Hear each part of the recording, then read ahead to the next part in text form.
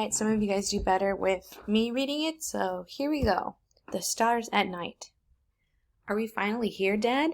Asked 5-year-old Jimmy as he impatiently kicked the back of the car seat.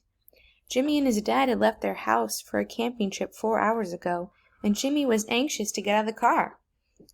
Jimmy's dad peered out of the window, and after spotting their campsite, he pulled into their parking spot and put the car into park. "We're here," Dad declared. Jimmy climbed out of the car and gazed up at the night sky full of twinkling stars. "How about we grab some blankets from the back of the car and look at the stars before we get unpacked?" Jimmy definitely did not want to unpack, so he agreed and quickly brought some of the blankets from the car. As his dad spread the blankets on the ground, Jimmy stared up at the stars in astonishment.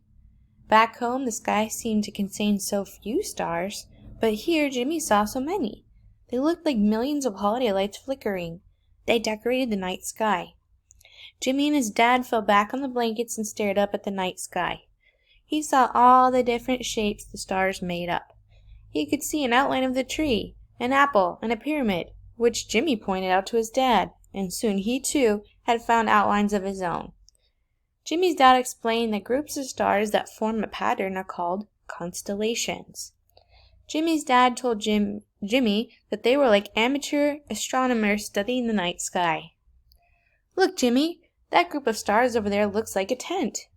"Speaking of that, we probably should get ours set up soon. It's getting late," Jimmy's dad said. Jimmy sighed and started to unpack. That meant no more time to look at the stars. His dad patted him on the back and said, "Don't worry, son. They'll be here again tomorrow. We can look for more shapes then." Knowing he had more stargazing to look forward to, Jimmy smiled and started to get his camping gear out of the car. Soon the tent was up and Jimmy laid out his sleeping bag. "I'm tired. Can we just go to sleep?" Jimmy yawned as he climbed to his sleeping bag. His dad nodded and turned off the lantern. Jimmy quickly fell asleep to the sound of crickets chirping while images of stars flashed in his head. Sunshine washed into the tent the next morning and woke up Jimmy. He rubbed his eyes, seeing his dad was already up making breakfast, and he climbed out of the tent to join his dad. "Good morning, Jimmy. Did the bright sun wake you up?" Jimmy nodded as he looked up at the sky.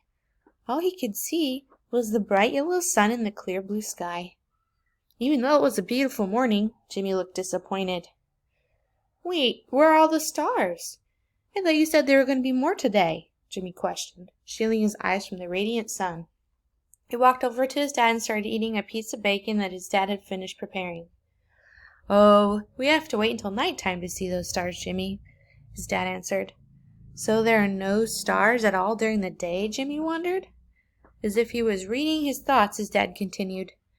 "There is one star that you are guaranteed to see every day, the sun. The sun is, in fact, a medium-sized star." Jimmy glanced at the sun, but quickly turned away from the brightness. "Why is it so bright?